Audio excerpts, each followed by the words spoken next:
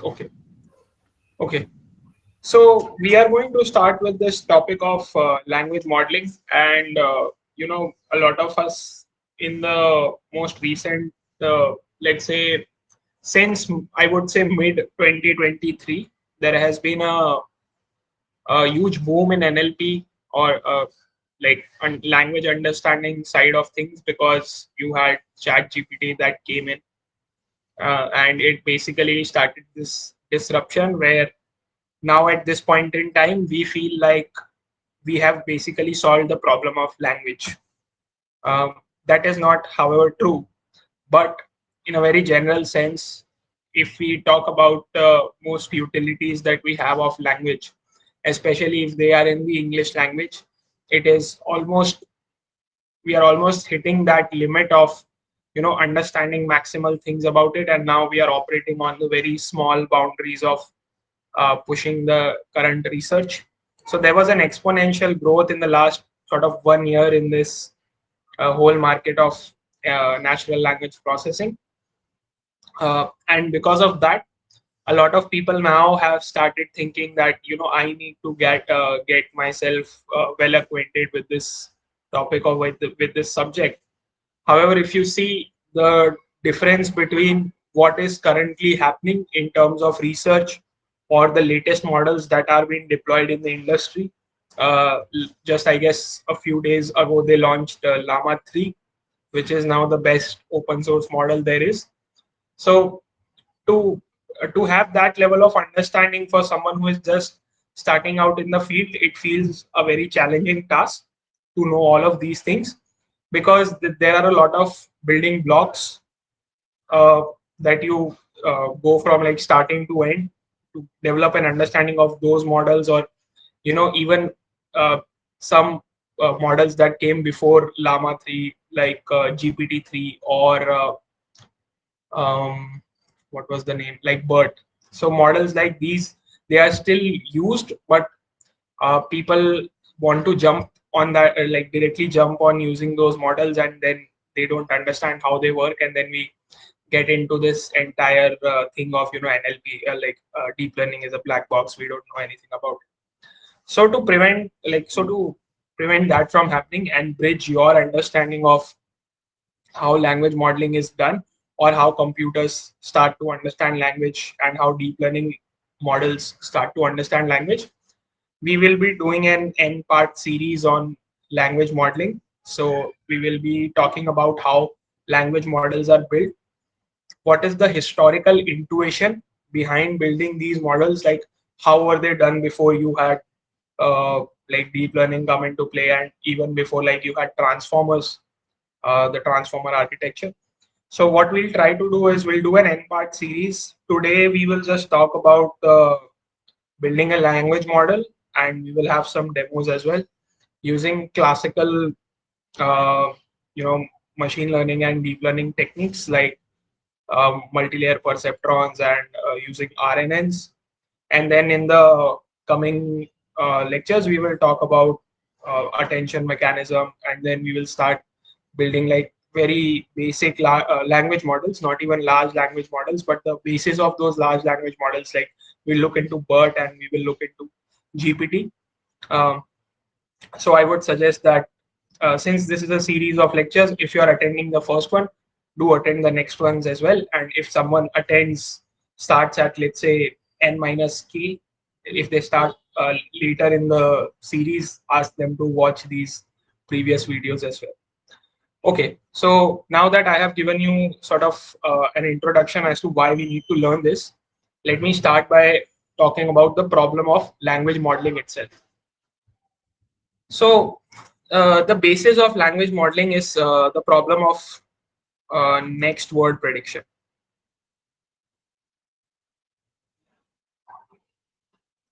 Okay, so what is next word prediction? Now, I will ask you to fill in the blank for this. I ate a dash. Can you write in the chat what might come there? What might come out after I ate a dash?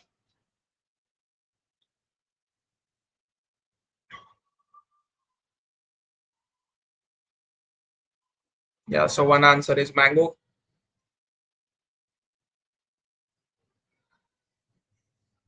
Are other people able to hear and see and understand what I'm saying?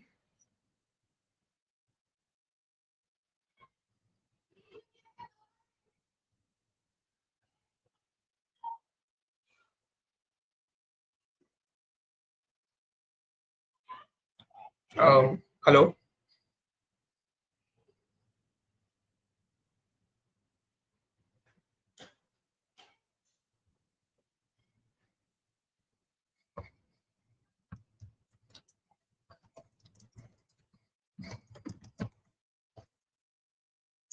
Okay, so we have a couple of answers like mango and chocolate, and we can like there can be many answers. So there can be mango, there can be chocolate, and there can be, let's say, rice or whatever. So what I am essentially doing here is that I have some context. This is my context, which is already there. And then based on that context, I'm trying to decide what will be the next word. It could be mango, it could be chocolate, it could be rice. Uh, but then there are words that there cannot be there. So let's say, for example, I cannot write I ate a motorcycle because that is not possible, right? So this is the wrong word. These are the correct words to be here. Now, this is essentially how you develop an understanding of a language, right? When humans try to learn a language, what they do is that they read through it and they will see how the things are present. Of course, there is also like grammar involved. So, for example, this is your subject, this is your verb, and this is your predicate. This is your article, whatever. So, we develop a understanding of language by looking at the individual words. We start with alphabets, we start with words, then we try to look at them together. And the way they are put together is through rules of grammar. But a language model, which is a deep learning model or a statistical model, they may not be able to uh, implicitly or explicitly be able to understand this kind of grammar, like this is my subject, this is my verb, and all these things. So now the idea is, given a context of words, I ate a dash. Given a context of words, I want a model to fill in whatever is the right word here, whether it could be mango, chocolate, or whatever. So now, how does one do that? So is this problem of like next word prediction clear to everybody? Does everyone understand what this problem entails?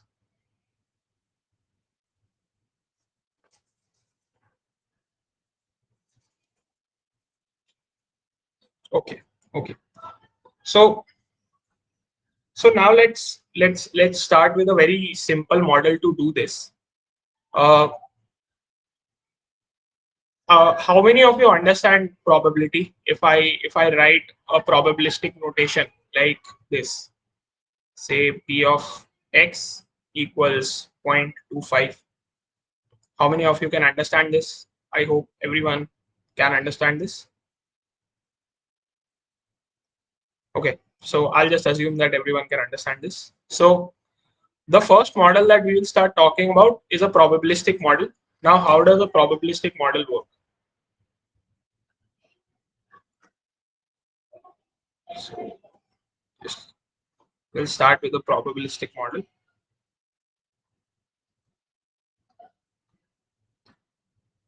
And this is also called an n-gram model or a bag of words model.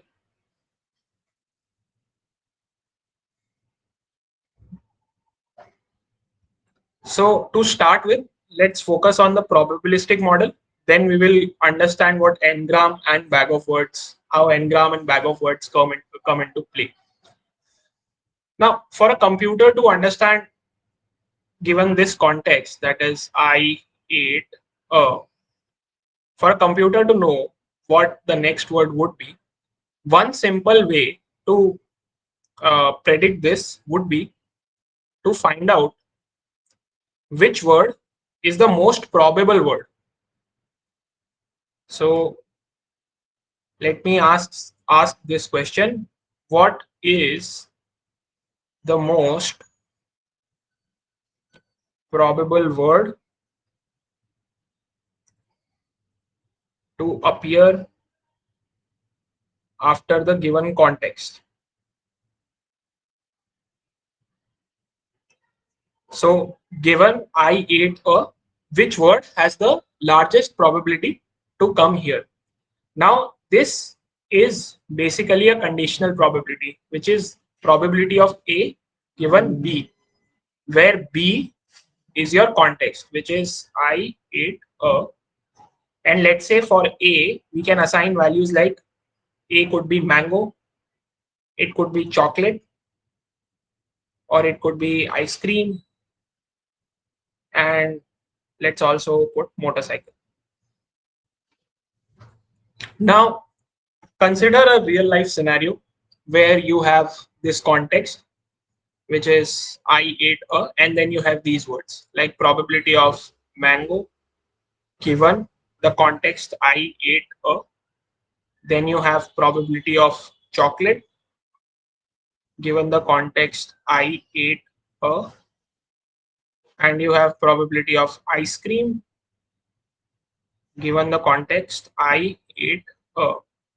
And then you have probability of motorcycle given I ate a. So these are my conditional probabilities. Now I ate a mango, like for the word mango to appear after I ate a is going to be a very high probability. Let's say 0.7. Now the reason why there could be a 3%, like a 30% drop in this probability is because let's say you only get mangoes in summers, so you may only encounter this phrase in summers and not in winters. I ate a chocolate would have the highest probability, like a higher probability, because you can eat chocolate in any season. And I ate an ice cream will again have a lower probability since people usually eat ice creams in the summer. Now I ate a motorcycle will have like a very small probability. Uh, there might be one person in the history of entire humanity who might have done something like this, but no one else would have done it. So what I can do is, if I want to, given this context, predict which word will come next, I can just look at these probabilities and I can say, okay, chocolate has the highest probability here. So here I will just write, I ate a chocolate. So this is a probabilistic language model. Given a context, I know the probabilities of which words can appear after this context, and I pick the highest probability word. Uh, this is the probabilistic language model. Is this clear to everybody?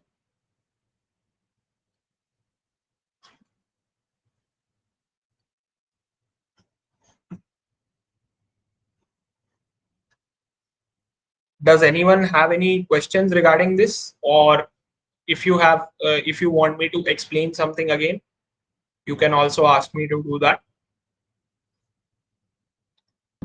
But if we are clear on it, we can. Yeah. So Vimal, I had a doubt. Like, will these probabilities follow law of probability that they should like sum up to one, or we do it like afterwards? Yeah. So I will come to that. So they will follow the law of probabilities, and how that will happen will lie in how you set up your experiment to calculate these probabilities. Okay. Okay. Yeah. So like the next thing that I will come on is that now this is the probabilistic language model, and now we are going to explain the n-gram model and the bag of words. Like these are the approaches using which you train this probabilistic language model. So let me just see where we are. Okay.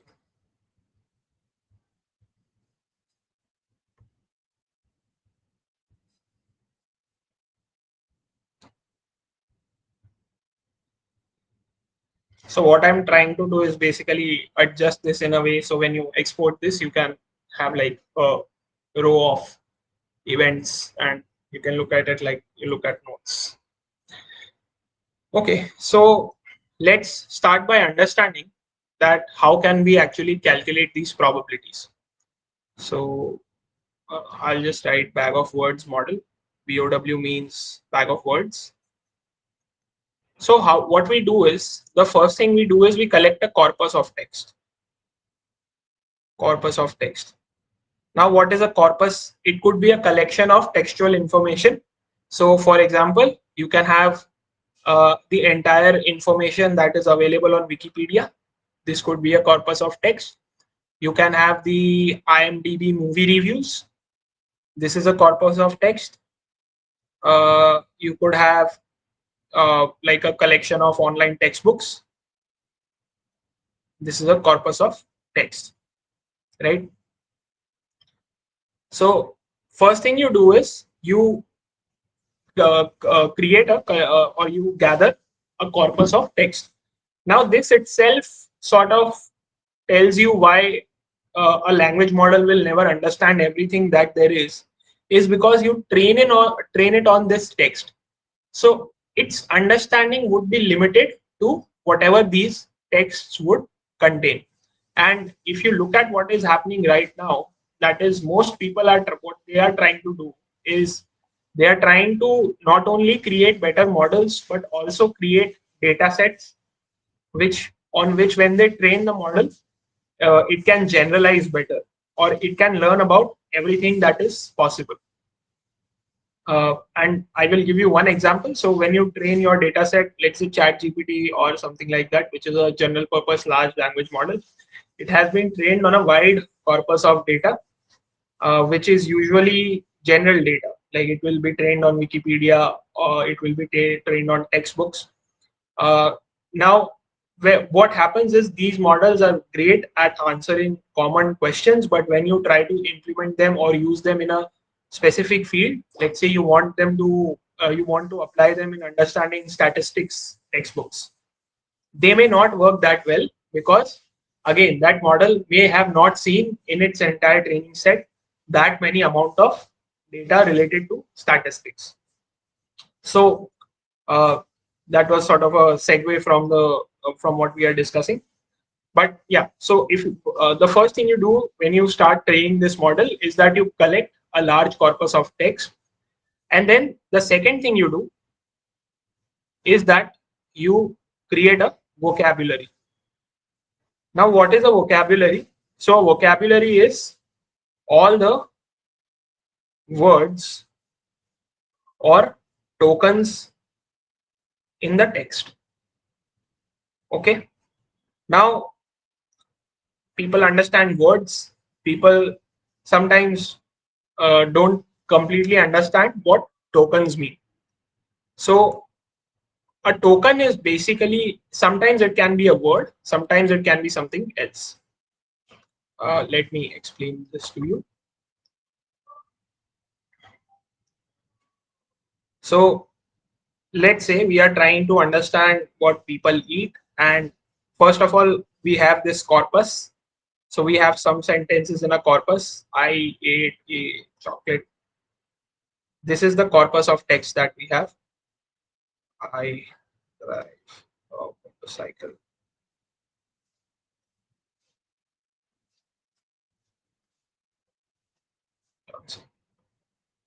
Okay, this is the corpus of text. This is a very small corpus of text, but it is an example corpus.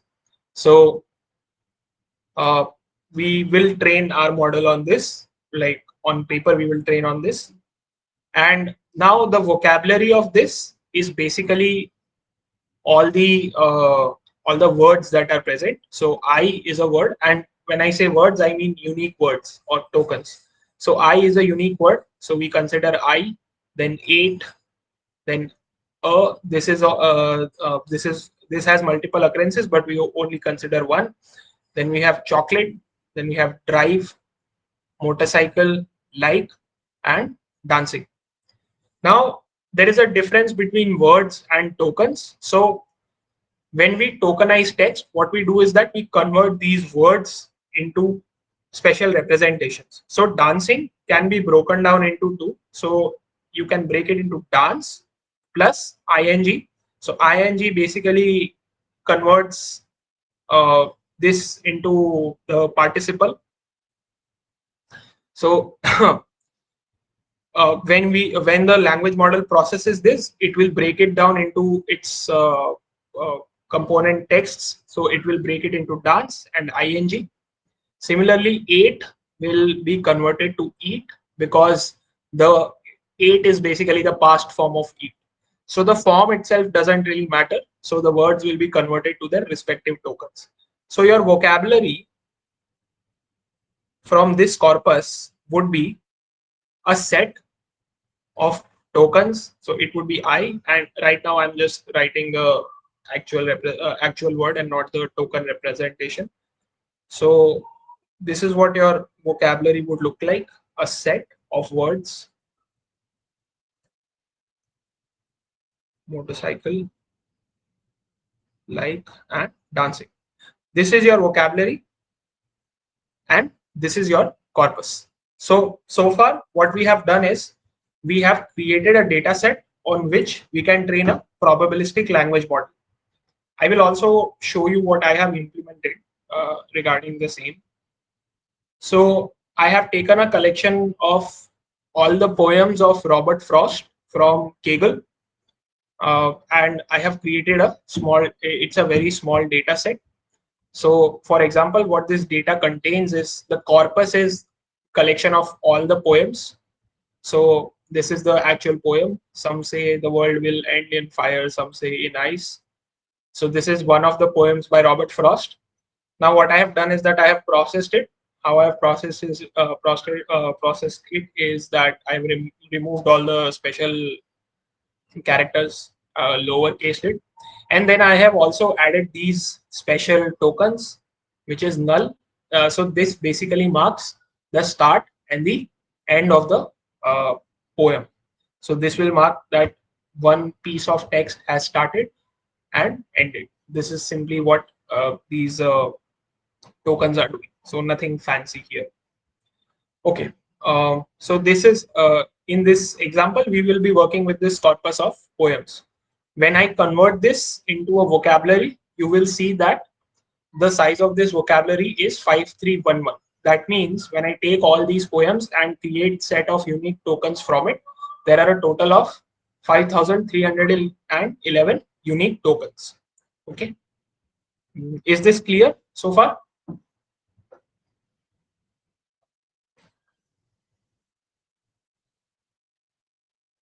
Anybody has any questions, or if you want me to repeat something?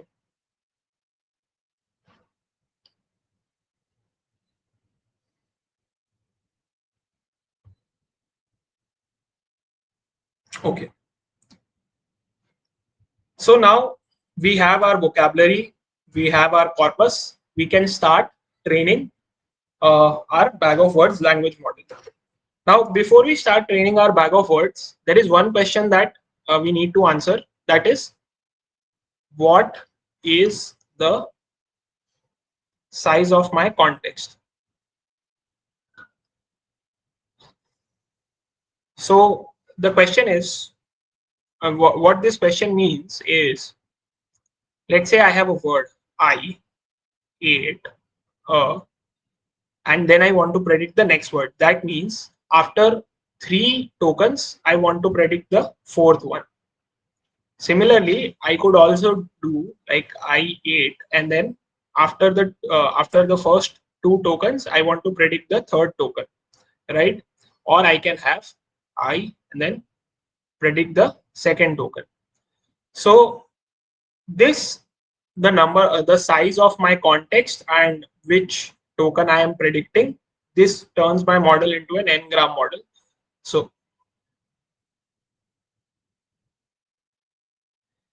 So what n-gram means is, so this is a 4-gram model, this is a 3-gram model, and this is a bigram model or a 2-gram model. So what this means is how many tokens are in my context plus how many tokens am I predicting. So in this case, I have 3 tokens in my context and I am predicting the fourth token. So how do you create a data set for something like this? So what we will do is we will go back to our corpus, which is here, and I will, you can refer to the left hand side. So on the right side, I have my corpus. And for this corpus, let us consider that we are building a 3-gram model. That means, so 3-gram model, that means 2 tokens of context and 1 token predicted.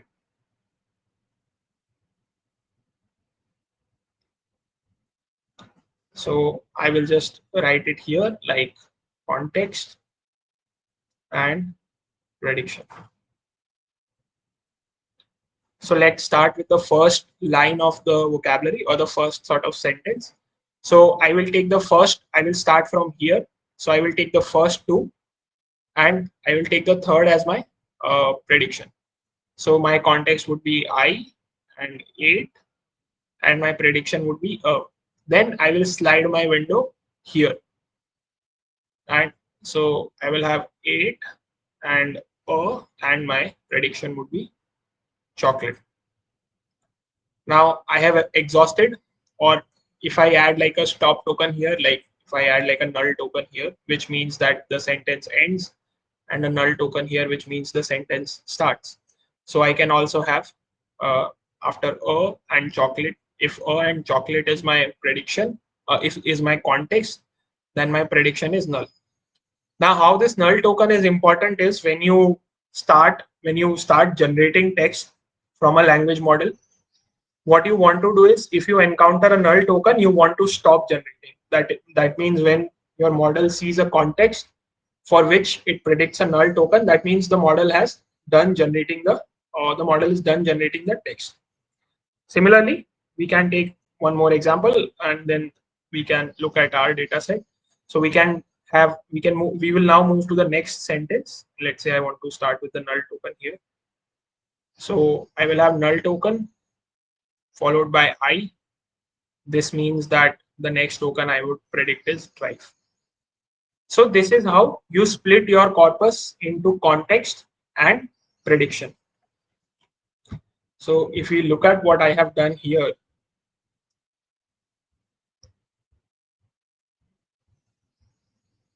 so here these are actually you can forget about this. So this is my context. So I have basically created a model where you have 3 context tokens and 1 prediction token. So this is basically you start with null, u and come, and the next token is 2. Then you slide. So when you slide, you get u, come, 2 as your context and fetch is your next token. Then you slide again and you get come, to, fetch and me. So this is how you create a data set for building this probabilistic model. Now the next thing is, once I have my data set, how do I create my probabilities? So to create these probabilities, we start by counting.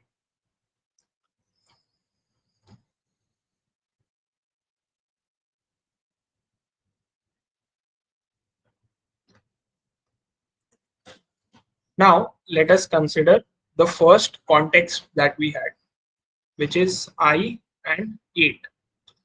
And I will write all the words in my vocabulary that are present. I, 8, chocolate,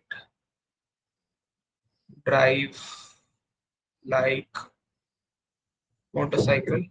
There are more, but we will just go up till here. Okay. So now the idea is, in my entire corpus,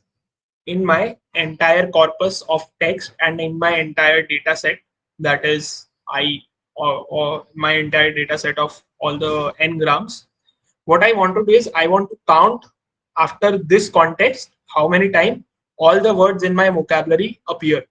So after I8, I appears only 0 times. So I basically does not appear. After the context I8, I does not appear, 8 does not appear, chocolate does not appear, drive does not appear, light does not appear, motorcycle does not appear.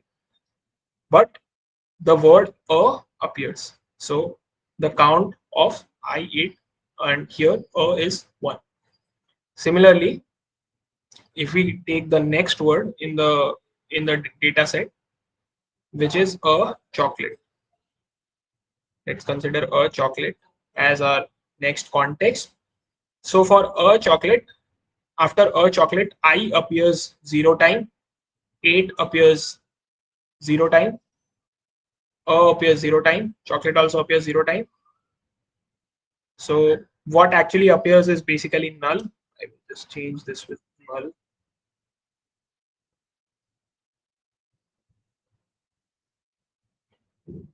So null will appear once.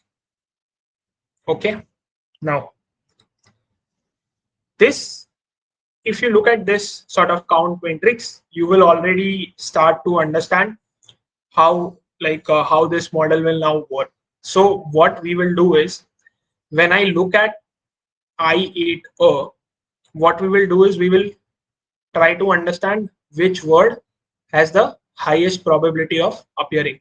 So what we will do is we will take the sum of these counts and then divide each of the individual count of these words in the vocabulary by that count. Now, fortunately, here the sum is 1. So this is the count matrix. The probability matrix would look something like this. So you will have I8 and then I8 chocolate. Let's just keep this one short. So if we turn this count matrix into probability matrix, we will basically have 0 divided by 1, 8 divided by, with again 0 divided by 1, 1 divided by 1, 0 divided by 1, 1 and 1. So